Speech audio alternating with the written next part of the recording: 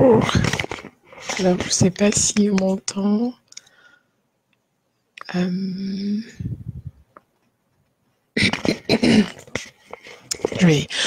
vais quand même continuer. Je pense qu'il ne devrait pas y avoir de problème de son. Comment je peux vérifier rapidement? Excusez-moi, je vais juste vérifier par une vidéo extra pour voir si on m'entend bien. Parce que mes micros, ils avaient quelques difficultés hier. Ok, je pense que c'est bon. A priori, on m'entend. Ça semble quand même long à voir. Alors, oui. Bonjour. Comme tu peux voir sur le titre d'aujourd'hui, c'est sur le plan financier intérieur. Je ne sais pas si tu te souviens, au mois de juin, au mois de juillet, quand on a commencé, on avait parlé du plan financier intérieur et je t'avais dit qu'on reviendrait dessus pour un petit peu voir plus dans les détails. Donc, on avait parlé sur quelques éléments et là, on va un peu plus rentrer plus en détail pour mieux voir un petit peu de quoi il s'agit exactement. Ok, donc précisément, le sujet, c'est ça. Alors, comme tu peux voir, j'ai mis la première influence qui est la programmation verbale. La programmation verbale qui est la première influence qui influe sur ton plan financier intérieur. Alors, commençons par la programmation verbale. Qu'est-ce que l'on entend par ce sujet? Qu'est-ce que l'on entend par ce sujet? En général, c'est ce que l'on a entendu. Quand on parle de verbes, on parle de paroles, de phrases, de mots. Qu'est-ce que vous avez entendu dire au sujet de l'argent, de la richesse et des riches en grandissant? Alors, ça, c'est la programmation verbale qu'on a reçue.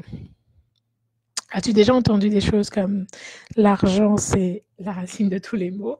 En tout cas, je pense que moi, je l'ai déjà entendu de la part de quelques personnes.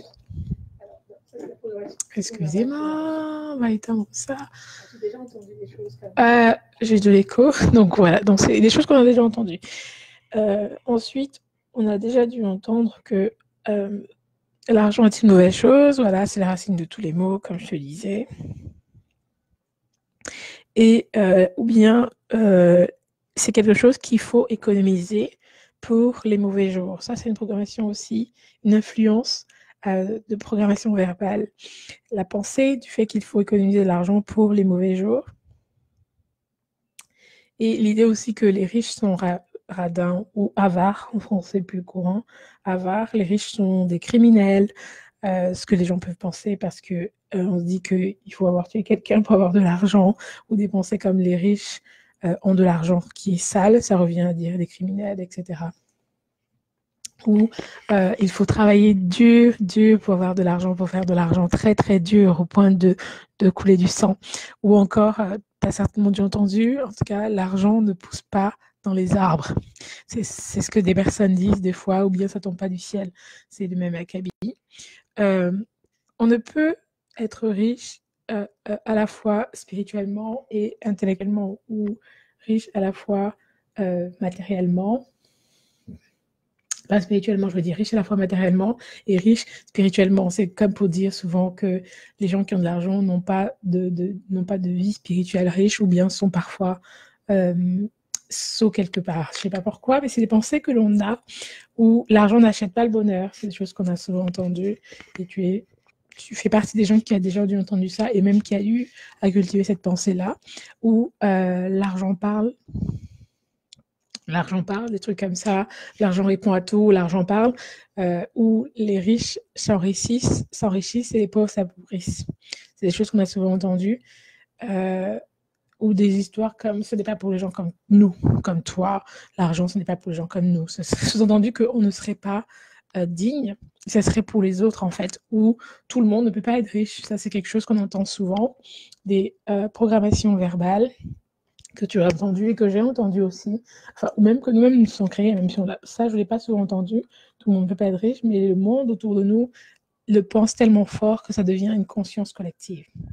Où ce n'est pas pour nous, ce n'est pas pour moi, l'argent, ce n'est pas pour moi, c'est pour sous-entendu que c'est pour les autres. Les autres le méritent, mais pas moi. Les autres sont suffisamment bons, mais pas moi. Ou il n'y en a jamais assez. Ça, c'est le fameux que tout le monde a déjà entendu. Il n'y en aura jamais assez, il n'y en a jamais assez.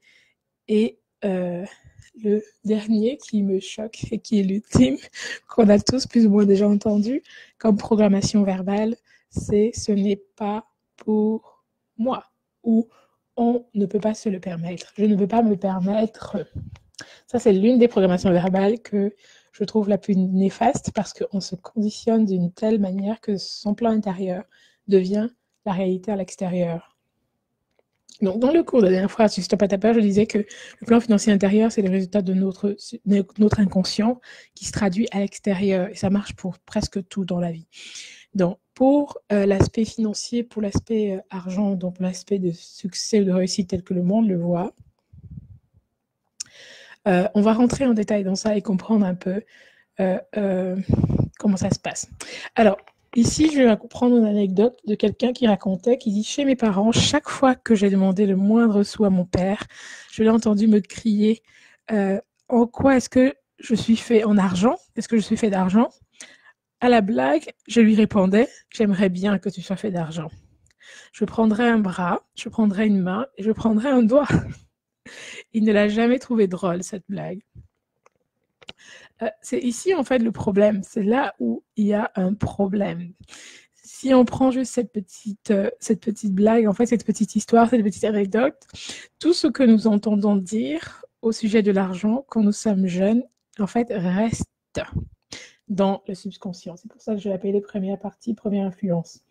La programmation verbale. En réalité, tout ce qu'on accumule, enfant, malheureusement, ça reste dans le subconscient. Donc, ce jeune homme qui demandait de l'argent à son père, qui lui disait « Tu crois que je suis fait d'argent ?» Moi, il dit « J'aimerais bien, je prendrais peut-être tes pieds, je prendrais tes bras, ton doigt. » Il rigole et bon, son père, il trouve pas ça drôle. Mais c'est juste, vous allez comprendre pourquoi, c'est juste pour nous rappeler que tout ce qui se construit en matière d'argent dans nos vies se construit dès le bas âge, dès le jeune âge. Au sujet de l'argent, du moins. Et ça reste dans notre subconscient. C'est une programmation définitive jusqu'à ce qu'on se rende compte qu'on a été programmé de la sorte. OK? Donc, ça inscrit, en fait, comme... c'est comme si tu avais un dossier dans le cerveau qui s'est mis dans toi, à l'intérieur de toi, qui s'est mis, OK, l'argent fonctionne comme ça pour moi. Et ce dossier-là est là, et à chaque fois que tu as besoin, il s'ouvre, ou tu l'ouvres, et il agit en fonction de ce qu'il y a à l'intérieur de ce dossier. Et il est inscrit dans le plan financier intérieur que je disais. Et ce plan financier intérieur, c'est celui qui dirige ta vie adulte, malheureusement. Malheureusement, jusqu'à ce que tu te rendes compte et que tu peux changer les choses. Et c'est pour ça que tu écoutes cette leçon aujourd'hui. Alors, le conditionnement verbal est extrêmement puissant. Donc, c'est le premier facteur d'influence. Il est extrêmement puissant. Par exemple, lorsque l'exemple que j'ai pris, que le fils avait 3 ans, le fils qui raconte l'histoire, et qu'il est venu voir son père en courant pour lui dire de manière très enthousiaste, comme ça, vers les enfants à 3 ans, « Papa, allons voir un film de Tortue Ninja, par exemple. » Et l'enfant disait « Le film passe à côté de chez nous, allons le voir, papa. » Le père, lui, il n'arrivait pas à imaginer comment l'enfant avait su, en fait, que le film passait à côté de chez lui.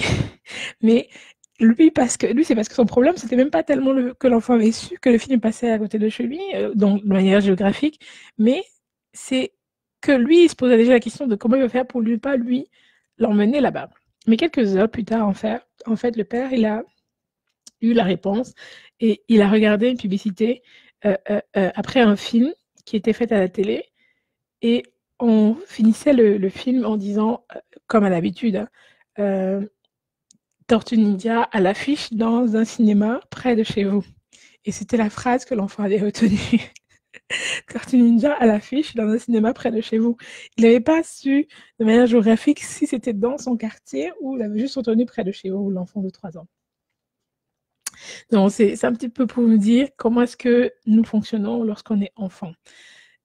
Une autre fois encore, un autre monsieur qui avait fait lui aussi les frais de ce conditionnement verbal toute sa vie, il n'avait vraiment pas trop de difficultés à gagner de l'argent, lui, en retour. Pour lui, ce qui était difficile, en fait, c'était de le garder, de le conserver. Donc, il gagnait de l'argent, mais le plus dur pour lui, c'était de retenir cet argent-là. Donc, à l'époque, il était ce qu'on peut dire bien aisé, il était peut-être dans les 800 000 par an depuis une dizaine d'années. Donc, pendant 10 ans, il faisait ses 800 000 par an. Donc, mais le problème, c'est qu'il n'arrivait pas à garder cet argent-là parce qu'il était encore très pauvre, en fait, dans son système de fonctionnement. Il arrivait à gagner de l'argent, mais il n'arrivait pas à le conserver.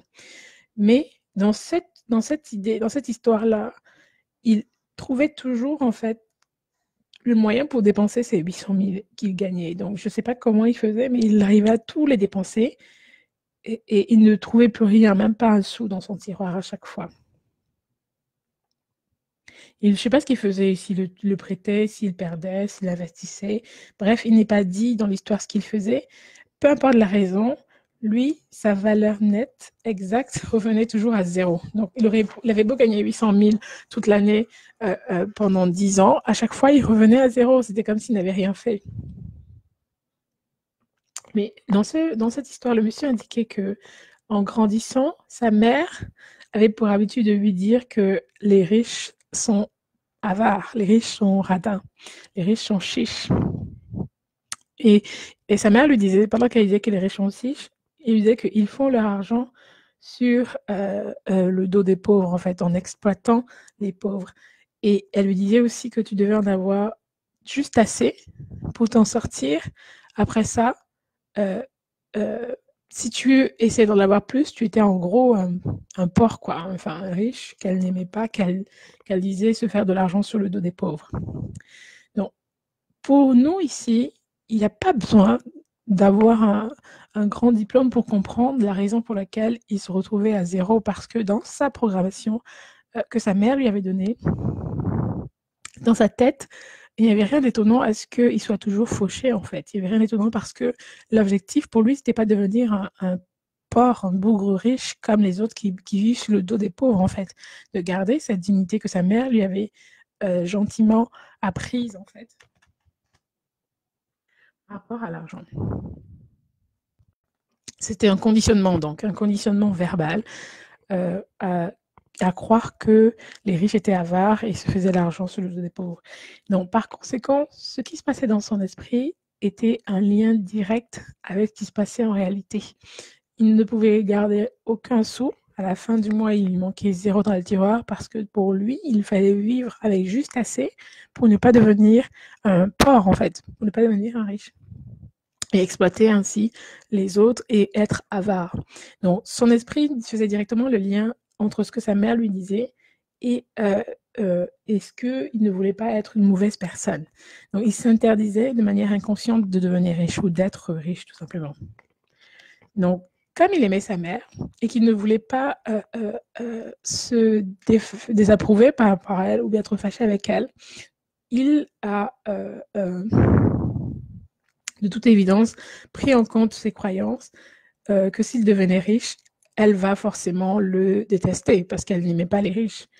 Elle va le désapprouver en quelque sorte. Donc, tout ce qu'il avait à faire était de se départir de tout argent excédent, ce qu'il fallait pour vivre, et ne garder que ce qui était nécessaire pour survivre, en fait. Sans quoi, il deviendrait donc la mauvaise personne, il deviendrait ce porc que sa mère décrivait des riches. Donc, pour lui, en fait, on penserait qu'être riche et être approuvé de sa mère serait impossible, en fait. Donc, pour la plupart des gens, choisir d'être riche est une programmation dans leur tête. ils ne choisissent pas, en fait. En réalité, c'est ça que je veux dire. C'est quelque chose qui a été programmé verbalement. S'il est riche, c'est qu'il a été programmé à l'être. S'il ne l'est pas, c'est qu'il ne l'a pas été programmé à l'être. Et l'esprit humain fonctionne comme cela. Donc, ça ne fonctionne pas à « je veux être riche, donc je le deviens ». C'est qu'est-ce que j'ai comme programme dans mon plan financier intérieur qui va se matérialiser. Bien entendu, la richesse semble être le choix logique à faire lorsque l'on étudie ça, lorsque je vous dis ça comme ça. Tout de suite, tu te dis, ben oui, le mieux à faire, c'est de choisir la richesse par rapport à la pauvreté, même si pour Stéphane, ça allait contre les valeurs de sa mère. Donc, le riche semble pour nous quand même qui écoutons un choix logique en fait. Mais lorsque ton subconscient doit choisir entre généralement l'émotion, l'émotion c'est ce qui relève du psyché, donc de l'âme, j'ai déjà parlé de ça, ça peut être dans mes posts ou dans d'autres trucs, j'ai déjà parlé de ça. Donc, tout ce qui va relever de l'émotion, qui va être profondément ancré, et la logique, les émotions vont toujours l'emporter. La logique, c'est que être riche n'est pas en réalité un problème en soi. Mais l'émotion que Stéphane avait, c'est l'idée que s'il devient riche, sa mère ne va pas l'aimer. Parce que les riches sont...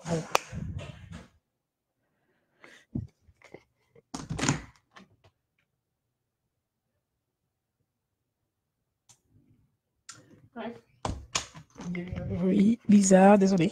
S'il devient riche, sa mère ne va pas l'aimer parce que les riches sont des gens qui sont chiches, avares, et je disais, et qui s'enrichissent de manière néfaste sur le dos des pauvres.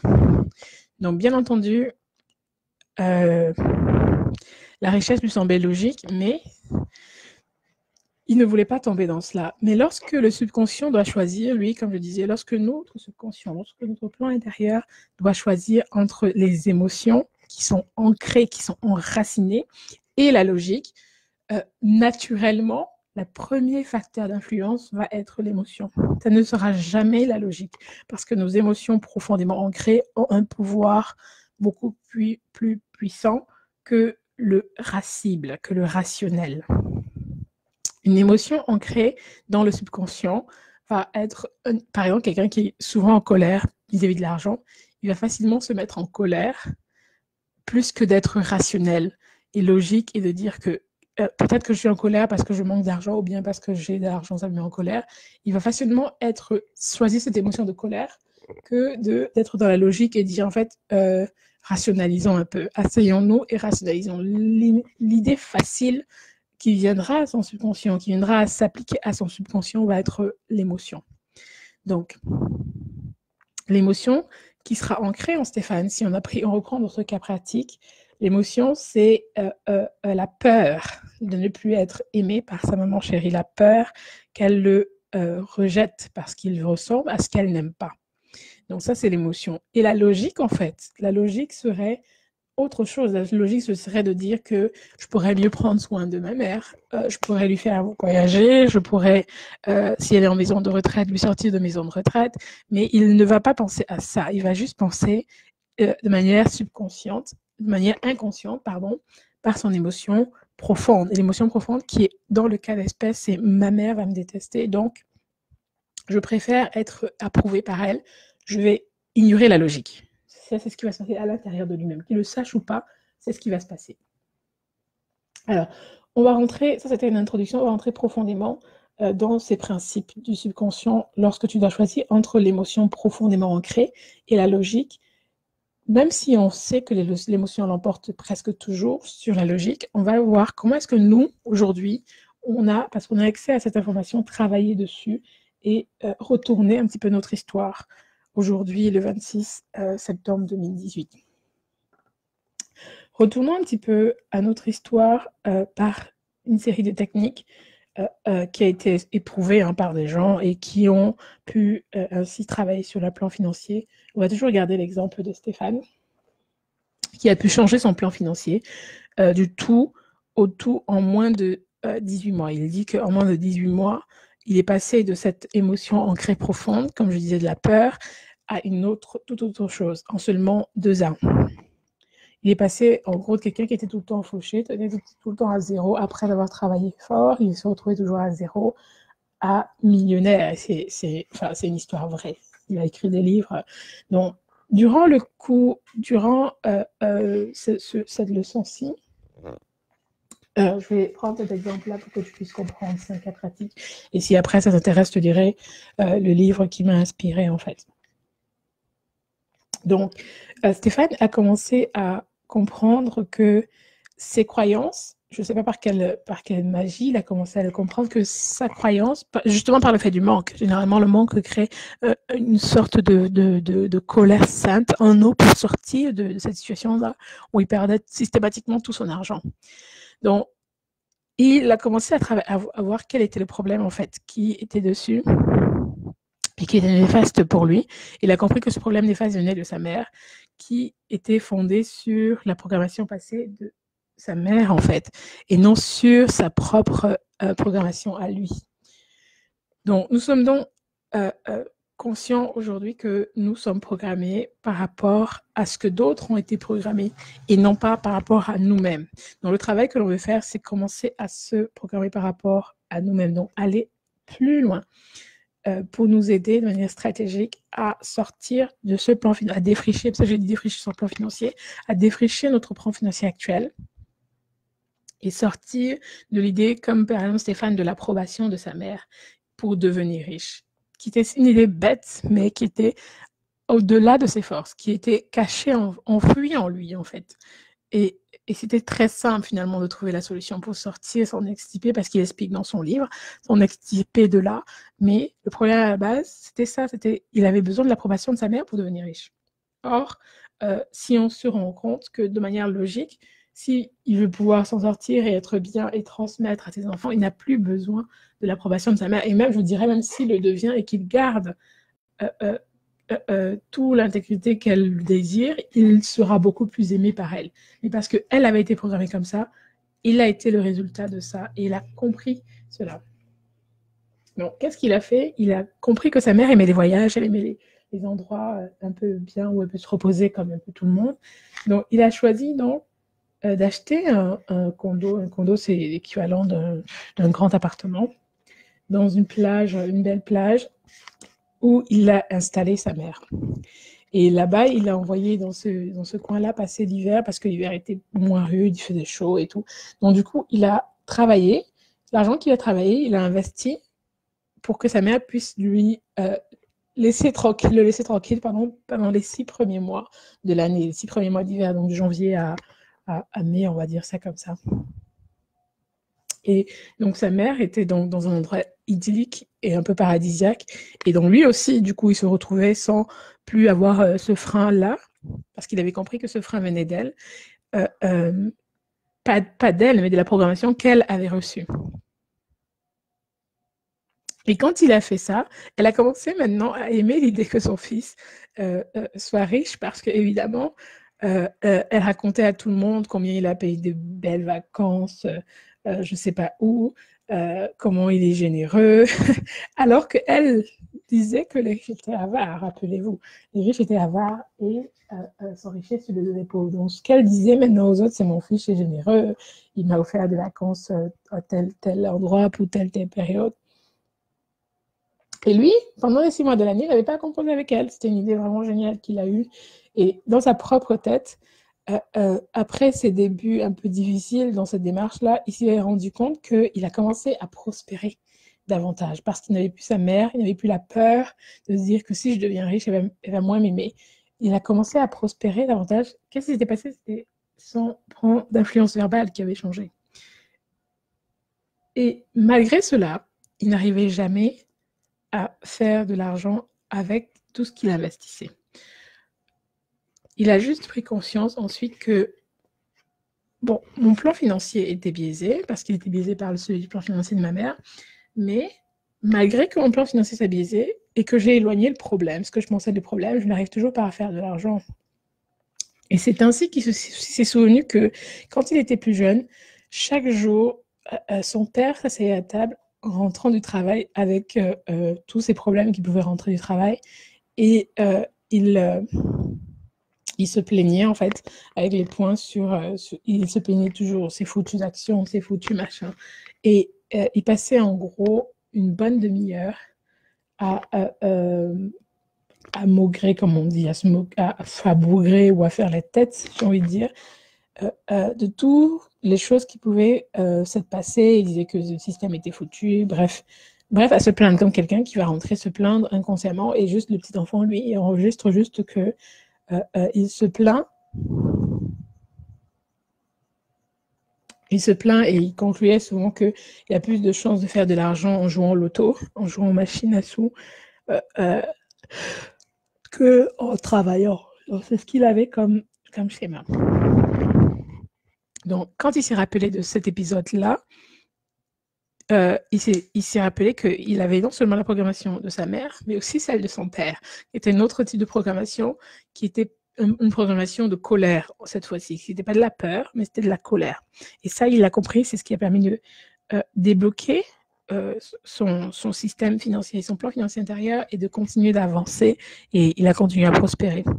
Donc, il est millionnaire, la personne en question. Maintenant, nous, on a compris un petit peu la puissance du conditionnement verbal, parce que je dis que c'est tellement ancré dans nos émotions que le subconscient, nos réalités vont choisir l'émotion plutôt que la logique face à ce conditionnement.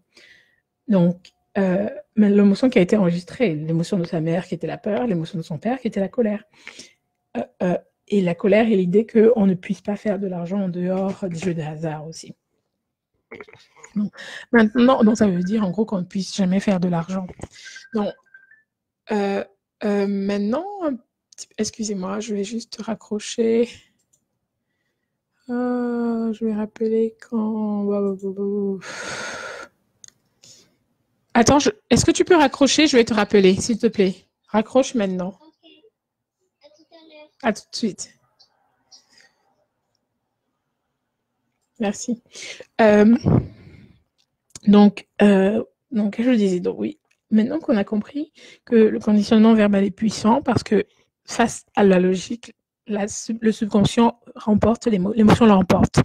Donc, c'est littéralement ce que je voulais expliquer et que je veux que tu comprennes. Donc, Stéphane était littéralement programmé pour échouer, en fait, de manière inconsciente.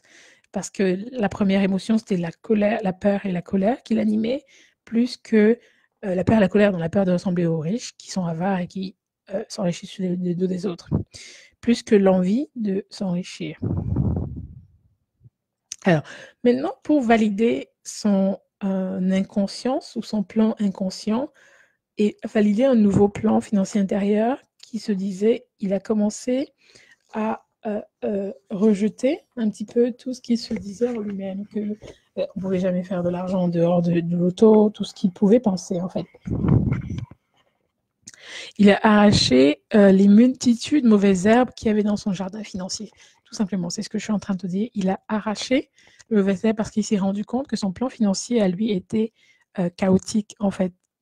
Et ça ne portait pas des fruits qu'il voulait, ou les fruits n'arrivaient pas à pousser. Et donc, le lendemain de son reconditionnement, il a commencé à avoir des fruits qui portaient au niveau de ses finances. Il a commencé à avoir une réussite au niveau de ses finances, de ses investissements. Pour lui, ça semblait incroyable, mais la seule chose qui était passée en 18 mois, c'était son conditionnement financier qui avait changé. Son plan financier intérieur était devenu connecté à la réussite financière, était devenu connecté au succès. Il n'avait plus peur d'être riche, il n'avait plus peur d'être ce que lui voulait, d'être soi, tout simplement. Encore une fois, ton conditionnement inconscient détermine ta pensée. Ce que tu as comme conditionnement depuis l'enfance détermine ce que tu penses aujourd'hui vis-à-vis de l'enfant, de l'argent. Et ta pensée, je l'ai déjà dit plusieurs fois, détermine ta décision et ta décision va déterminer ton action. C'est juste un plan logique. Inconsciemment, je pense, je décide et j'agis. C'est comme ça que ça se passe, que tu le veuilles ou pas. J'ai pensé que je n'étais pas digne d'être riche, que c'était fait pour les autres. J'ai décidé de ne rien faire pour le devenir. Et l'action, je n'ai pas pris les actions qu'il fallait ou je me suis contentée des actions qu'il fallait pour rester pauvre. Et ce qui s'ensuit, tu deviens ce résultat, le fruit que tout ça a produit. Donc, pensée, décision, action et résultat enfin. Donc, ces 4 éléments clés du changement de l'influence intérieure, ce sont les 4 éléments clés que je veux que tu comprennes aujourd'hui et ils sont essentiels. Chacun d'eux est essentiel pour que tu prennes un nouveau départ dans ton plan financier. Quelle est la pensée que tu as vis-à-vis de l'argent? Quelle est la décision que tu prends vis-à-vis de l'argent? Quelles sont les actions qui s'en suivent et quels sont les résultats? Ça, ce sont des clés que je te donne aujourd'hui et ce sont des clés d'une très grande puissance. Et il est important que tu les comprennes aujourd'hui. Dans le premier moment de changement de prise de conscience que l'on peut dire, on peut changer cette influence verbale. Ça va être au niveau de ta pensée. La deuxième chose à changer, ça va être donc la pensée inconsciente, consciente. Change ta pensée inconsciente en pensée consciente. Deviens conscient de ce que tu penses vis-à-vis de l'argent. Donc, c'est la prise de conscience, c'est le premier point. C'est ce que j'ai noté là. La deuxième chose, c'est le changement par la compréhension. Je prends conscience que mon plan financier est branché à celui de quelqu'un d'autre, celui de mes parents, et qui n'est pas celui que je désire.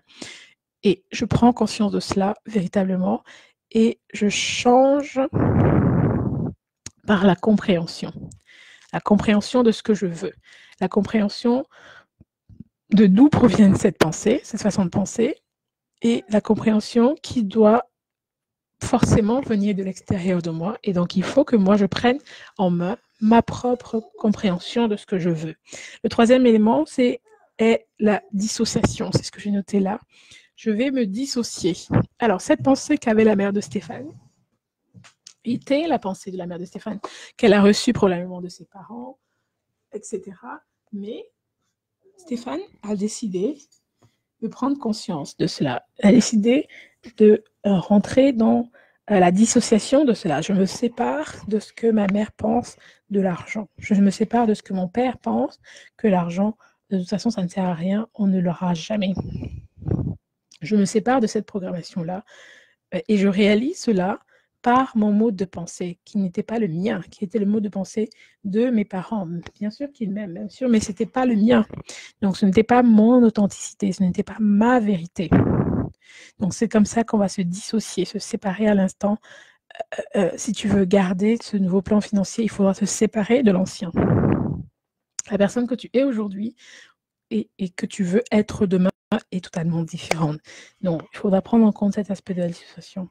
Si tu veux observer le mode de pensée et voir ce qui en est, voir un petit peu ce qui en est dans ton dossier en toi, renseigne-toi sur ce qui a été classé dans ton dossier, dans ton esprit. Mais ça, il va falloir que tu reviennes sur tes premières années à 1, 2, 3, 4, 5, 6, 7, 8, 9, 10, au moins jusqu'à 21 ans, que tu essayes de te souvenir ce qui a été classé dans ton dossier et de sortir ce qui a été classé comme étant une vérité, de dire juste ce n'était pas ma vérité, c'était la vérité de mes parents, c'est la vérité de mes tuteurs, mais ce n'était pas ma vérité. Et ma vérité, c'est ce que je veux aujourd'hui, c'est ce que je veux pour ma vie aujourd'hui.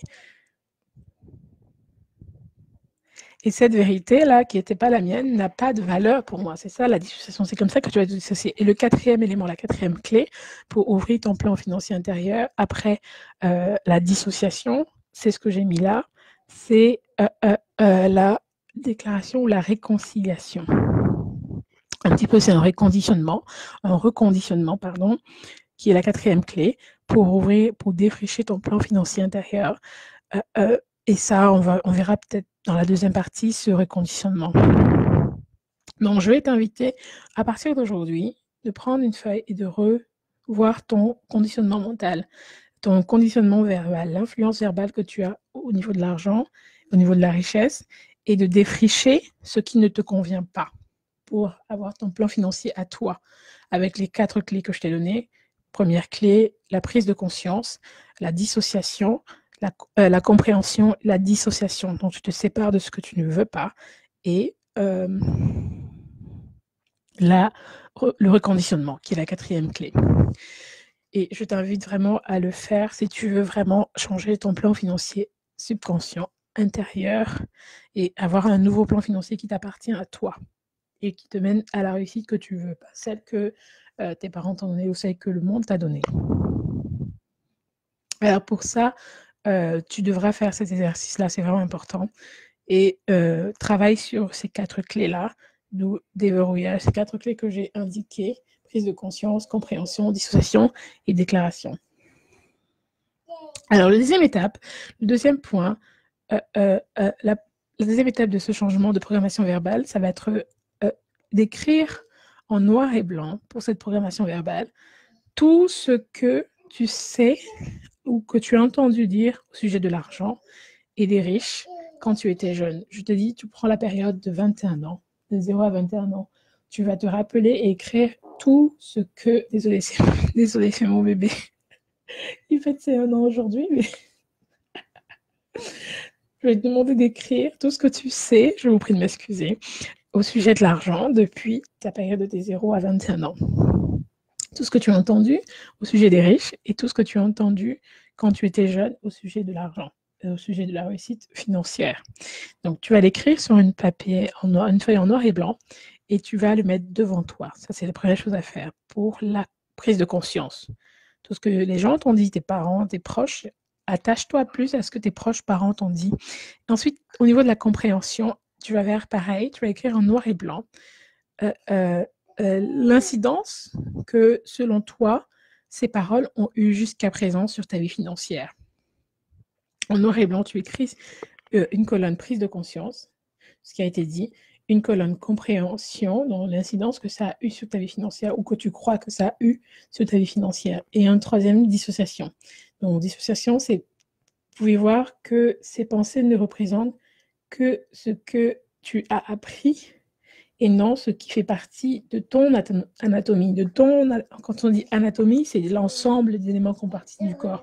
Donc, de ton aide, de tes gènes, si tu veux, à toi, de la personne que tu es. Et tu pourras voir que à l'heure où tu feras ça, tu as le choix de faire les choses différemment. Tu as même le désir, je dirais, généralement, on a même le désir de faire les choses différemment. Donc, je t'invite véritablement à faire ce travail-là de dissociation dans la troisième colonne en noir et blanc. Et enfin, la dernière, ça va être juste de manière verbale, une déclaration où tu vas mettre la main sur le cœur et tu vas dire véritablement ce que toi, tu désires. C'est la quatrième clé. Ce que toi, tu veux. Et ce que tu as entendu dire au sujet de l'argent n'est pas nécessairement vrai. Donc, en prononçant, je déclare que ce que j'ai entendu dire au sujet de l'argent n'est pas nécessairement vrai.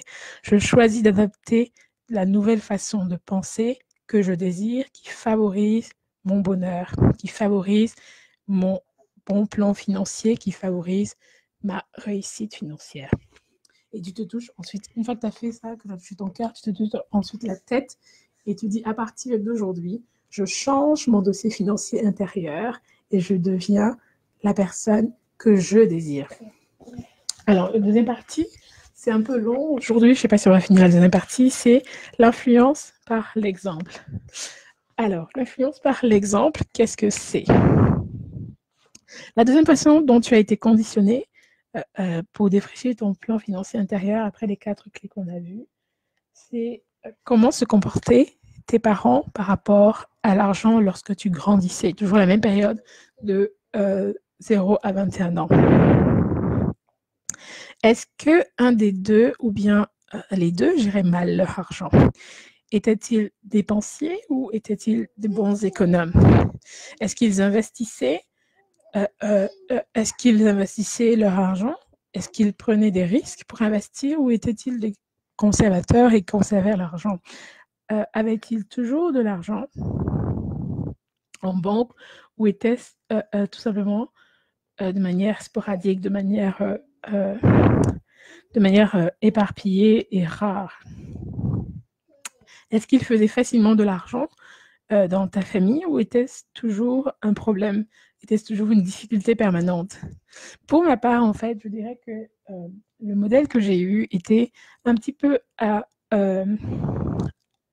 à la lisière de la modestie parce que j'avais un père qui gagnait bien sa vie parce que ayant un bon salaire de fonctionnaire, il était bien placé et une mère aussi qui travaillait. Mais je pense que dans leur conditionnement, ils ne se sont jamais posé la question de vouloir devenir riche.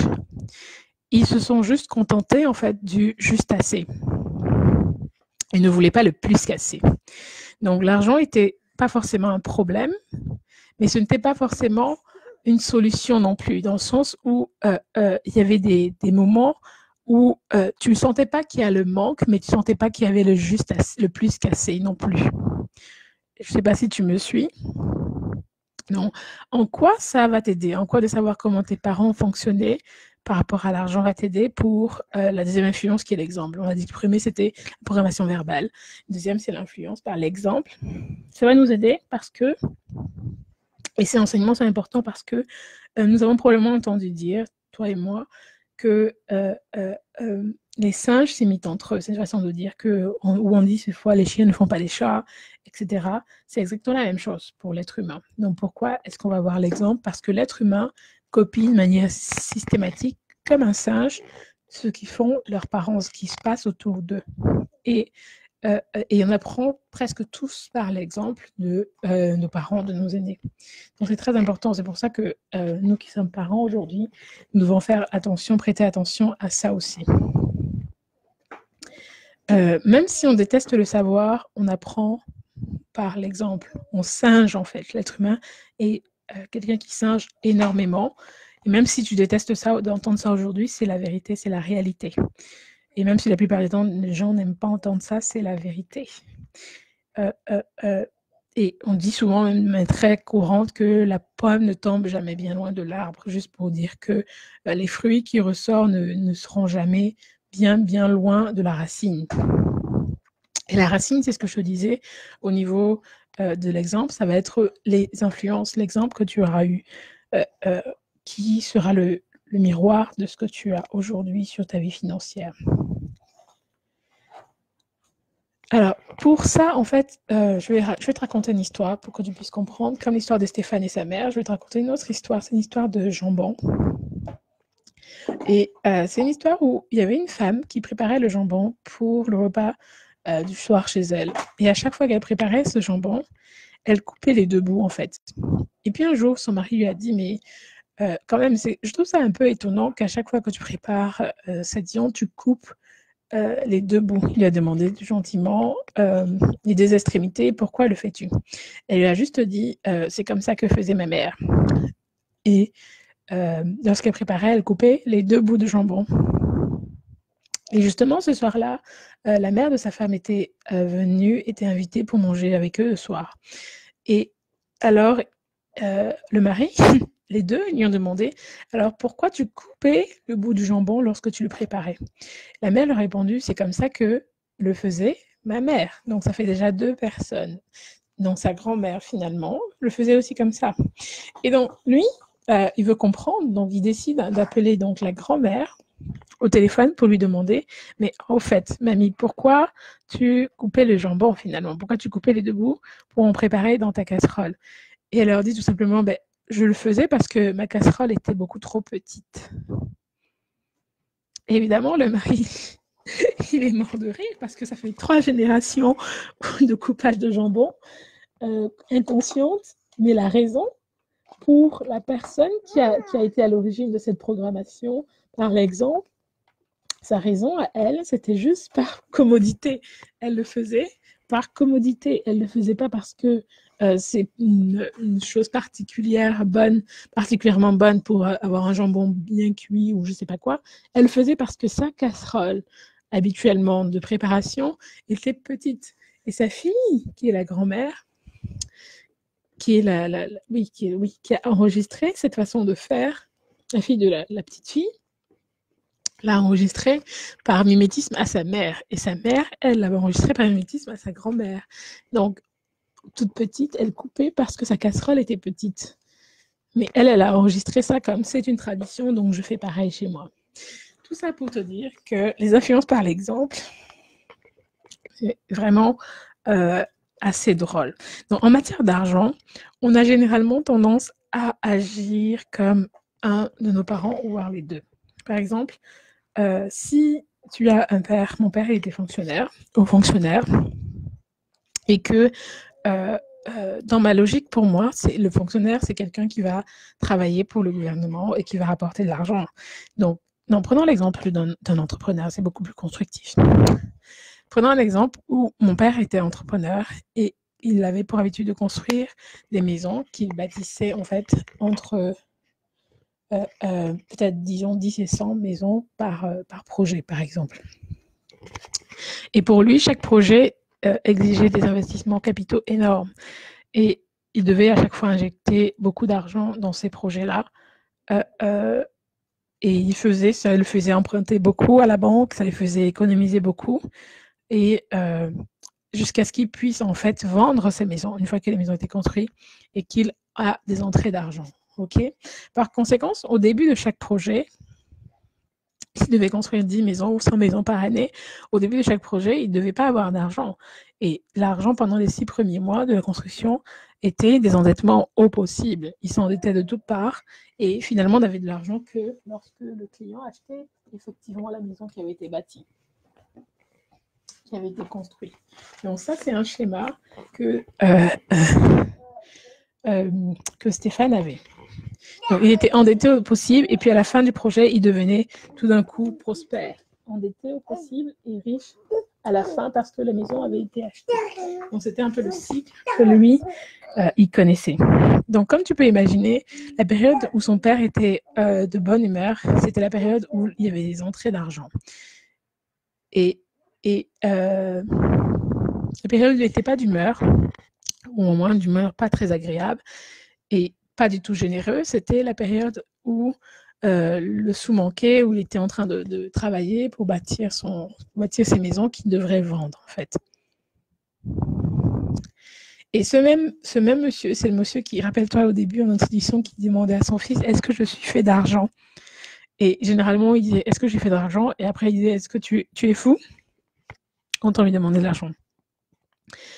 Bien entendu, Stéphane n'obtenait pas de sous,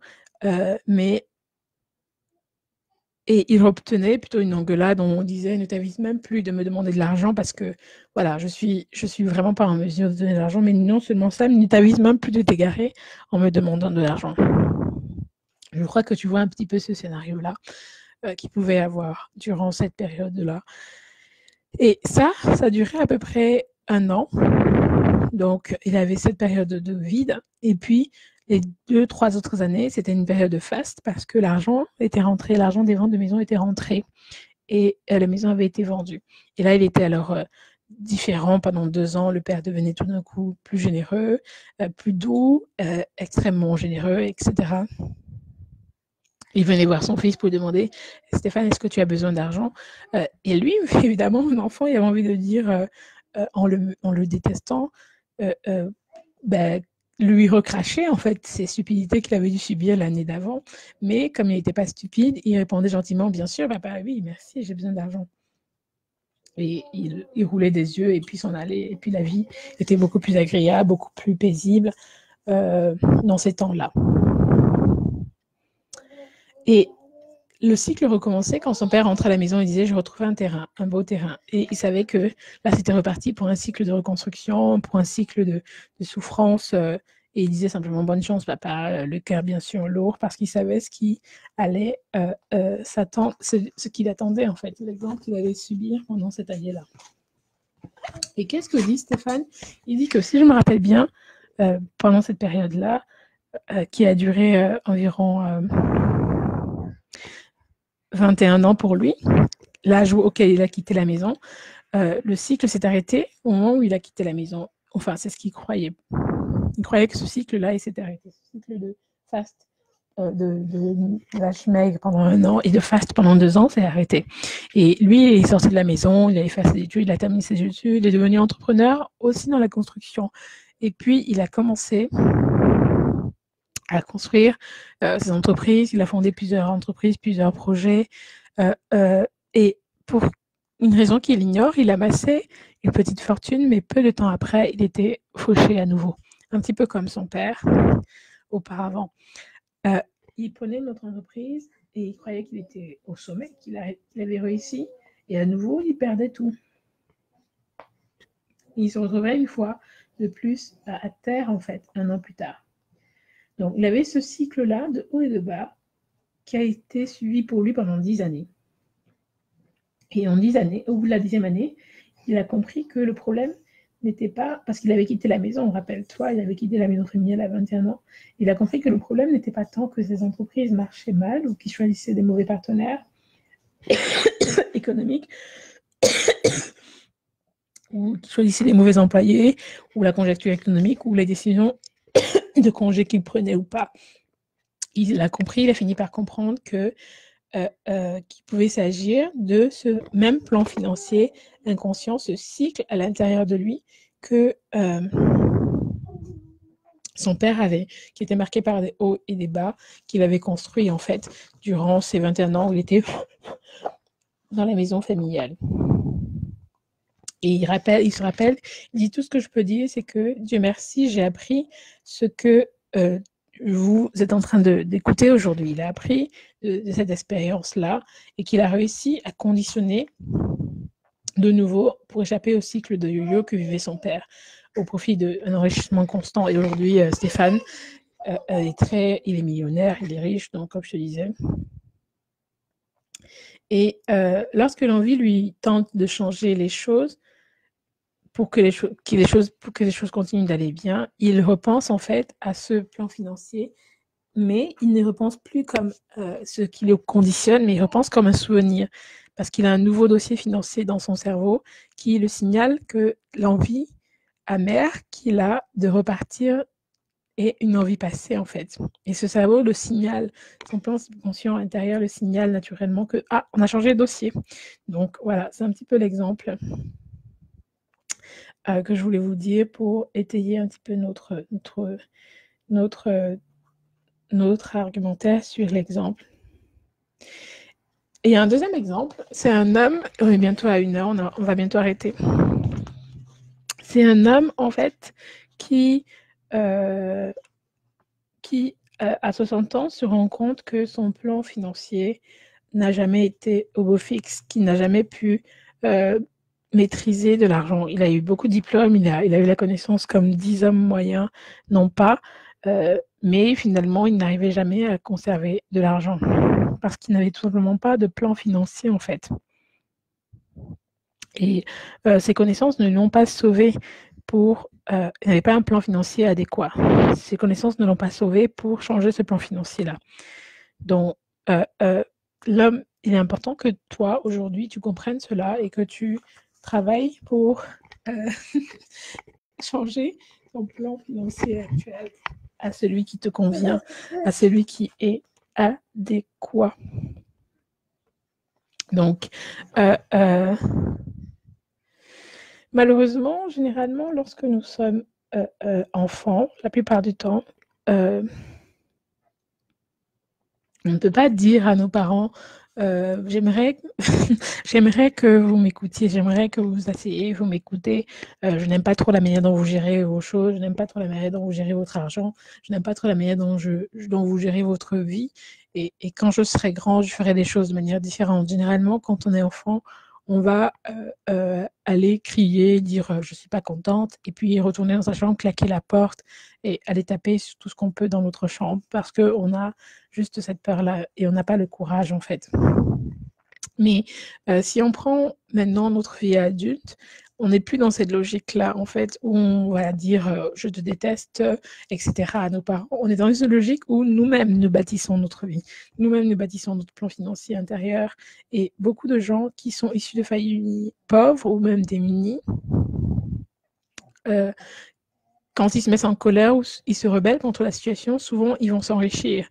Et ils vont s'enrichir parce qu'ils sont motivés par cette rébellion de ne pas être comme leurs parents, de ne pas subir les mêmes sévices qu'ont subi leurs parents en fait. Et cette petite inconvénient de cette rébellion, qui est en fait un gros ennui, c'est que lorsque ces gens vont faire fortune et vont s'enrichir ou essayer de réussir, ils vont habituellement ne pas être heureux. Et Pourquoi? Parce que leur argent, la motivation pour s'enrichir, la racine pour s'enrichir, c'était la colère et le ressentiment. Et par conséquent, un lien va se créer dans leur esprit entre l'argent et la colère. Et plus de telles personnes ont de l'argent, plus elles seront en colère. Parce que comme je disais, l'émotion l'emporte souvent plus facilement sur la logique, dans le subconscient. Donc plus ces gens auront de l'argent, plus elles seront des personnes colériques. Et sur le surnois va venir dans leur famille, dans leur vie. Et généralement, il va être difficile pour eux de se rendre compte qu'elles sont des personnes en colère et de se dire « j'en ai marre d'être en colère, je veux seulement être en paix et heureux ». Donc, il faudra un déclic conscient pour qu'elles s'en rendent compte. Alors, si tu veux aujourd'hui défricher ton plan financier, on a vu que on le faisait par l'influence en enlevant tout simplement la programmation verbale. Et le deuxième point, on le fait par l'influence et sortant de l'exemple des parents, mais en épousant son propre schéma, son propre exemple, son propre soi. Si tu veux te défaire de la colère que tu as eue vis-à-vis de l'argent, si tu veux te défaire de la peur, si tu veux te défaire du ressentiment, c'est aujourd'hui qu'il faut le faire en pratiquant les premiers exercices que je t'ai dit et travailler sur tous les choses que tu as appris, que tu sais de l'argent depuis ton jeune âge jusqu'à tes 21 ans et retravailler, défricher ton plan intérieur avec les clés que je t'ai données et commencer à travailler en étant conscient de l'exemple que tu as eu, mais en sortant de cet exemple-là. Alors, comment le faire de manière concrète? Et je veux que tu saches que l'argent ne rend pas heureux. Et si on le dit, c'est une réalité. C'est pas pour dire que l'argent n'est pas bien, n'est pas bon. Quand on dit l'argent ne rend pas heureux, c'est juste pour dire que ce qui constitue le bonheur dans la vie, ce n'est pas le fait d'avoir de l'argent ou le fait de manquer d'argent. C'est ça que ça veut dire. Donc, la raison qui te pousse à faire de l'argent ou à chercher à réussir d'un point de vue financier doit être une autre motivation que de te rendre heureux. Et ça doit être une autre motivation que la peur et la colère. Ça, on l'a bien compris. Ça doit être une autre motivation que le bonheur. Et si ce qui te motive à acquérir de l'argent ou à réussir a pour racine la peur d'être mal aimé, parce que les gens ont souvent des peurs, ils ont peur que parce qu'ils auront de l'argent, ils vont être plus respectés. Je connais beaucoup de gens qui croient ça, mais c'est faux, en fait, ou bien ils auront moins la colère, la haine, ou bien ils auront moins, c'est pas vrai en fait. À chaque fois que ta motivation est la colère, la peur, la nécessité, autre chose que à chaque fois que ta motivation est l'émotion tout simplement, plutôt que la logique, malheureusement, ça ne t'apportera jamais le bonheur.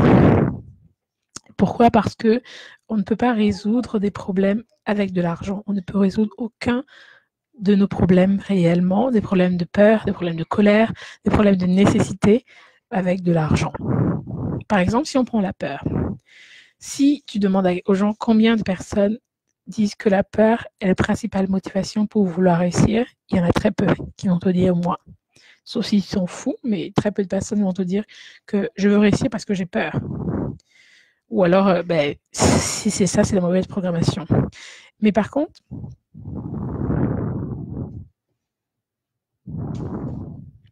il n'y aura pas beaucoup de gens qui vont lever la main. Mais par contre, quand tu vas leur demander combien d'entre vous diraient qu'ils veulent réussir financièrement parce qu'ils veulent la sécurité et qui est le principal moteur de leur volonté, presque tout le monde va se lever. Tout le monde va se dire, je veux cette sécurité. Donc, imagine donc que la sécurité et la peur sont tous les deux motivés par la même chose. La recherche de la sécurité vient de l'insécurité. Et l'insécurité qui, elle, est issue de la peur. Donc, les deux, en fait, ont une même racine, en fait. Parce que si je suis sur la sécurité, c'est parce que je suis en insécurité. Si je suis en insécurité, parce que j'ai peur.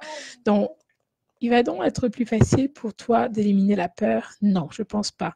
Mais on va dire qu'on aimerait tous bien éliminer cette peur-là. Et la réponse est absolument vraie parce qu'on veut éliminer cette peur parce que c'est la racine, en fait. La racine du problème, c'est la peur. Ce n'est pas l'argent qui est la racine de notre problème. ok? Et le pire que tu puisses avoir, c'est que tu ne puisses pas comprendre cela et que tu crois que la racine du problème, c'est l'argent. Donc, c'est une habitude. Donc, par conséquent, il faudrait que tu travailles sur ça aussi pour avoir de résultats, pour changer véritablement le type de peur, que ta peur, qui est la peur de l'insécurité, devienne en réalité autre chose, que ta motivation soit guidée véritablement plutôt par la peur, plutôt que par la colère, mais par l'envie de vivre la vie que tu désires, ok? Pour attirer suffisamment l'argent que tu vas travailler, que tu désires. Et changer véritablement de façon de voir. Ok? Donc, je vais m'arrêter là parce qu'on a dépassé 1 heure. J'ai encore pas mal de choses à dire, mais brièvement, je vais conclure pour le changement par l'exemple. Ce qu'il faut faire. La prise de conscience. Pour la prise de conscience, il faut considérer les façons d'être et les habitudes que vos parents avaient concernant l'argent, concernant la richesse. Donc, ça, c'est pour la prise de conscience dans l'exemple. Tu considères cela. Et ensuite, la compréhension. Tu écris en noir et blanc les faits que ces habitudes-là, que cet exemple a eu sur ta vie financière. C'est cette façon, cette conscience que eux ils avaient de l'argent, cet effet que ça a eu sur ta vie financière à toi. Tu le notes aussi. Le troisième point, la dissociation pour l'exemple. Tu peux voir que cette façon d'être que tu as acquis de l'exemple ne fait pas partie de toi aujourd'hui. Si ce n'est pas le cas, si ce n'est pas ce que tu veux aujourd'hui, décide de te dissocier, décide de faire ce choix différent-là. Et enfin, la déclaration, on va faire pareil que pour l'influence verbale. Pour la déclaration de l'exemple, mets ta main sur ton cœur, là encore, et dis ceci. Ma façon d'agir par rapport à l'argent était leur façon de faire, à la façon de faire de mes parents. Je choisis maintenant ma façon de faire, qui est la mienne. Et aussi, là encore, après avoir touché ton cœur, tu vas toucher ta tête. J'ai le plan financier défriché. Et donc, aujourd'hui, je déclare que mon plan financier, aujourd'hui, est le mien. Et tu vas donc appeler ce que tu as énuméré pour ton exemple que tu veux pour toi aujourd'hui. Alors, la troisième influence, c'est les incidents spécifiques. Mais là, on ne va pas pouvoir aborder ça parce que ça fait déjà 1 heure et 3 minutes bientôt. On va s'arrêter là. Ça a été vraiment long. Donc, c'était vraiment un travail qu'il faut que tu fasses si tu veux vraiment changer de plan financier intérieur et prendre conscience qu'on a un plan financier intérieur, des 4 clés qui le débloquent, dont je t'ai parlé, et travailler sur ces 4 clés. Prise de conscience, compréhension, dissociation. Non, les 4 clés, c'est pas ça. Mais ça, c'est les prises de conscience, compréhension de ce que c'est, dissociation et déclaration. Tu te sépares. Et les 4 clés, que je te disais dans leur répartie, qui vont être la pensée, la décision, les actions qui vont produire le résultat. OK? Donc, c'est fini pour aujourd'hui. Je te dis à une prochaine. Dans le programmation verbale, c'est ce que j'ai mis là. Et là, le deuxième point, c'était agrandir ton plan financier, l'influence par l'exemple. Le troisième point, qui sont les incidents spécifiques, on ne va pas l'aborder parce que le temps est parti. Le temps est parti, déjà parti.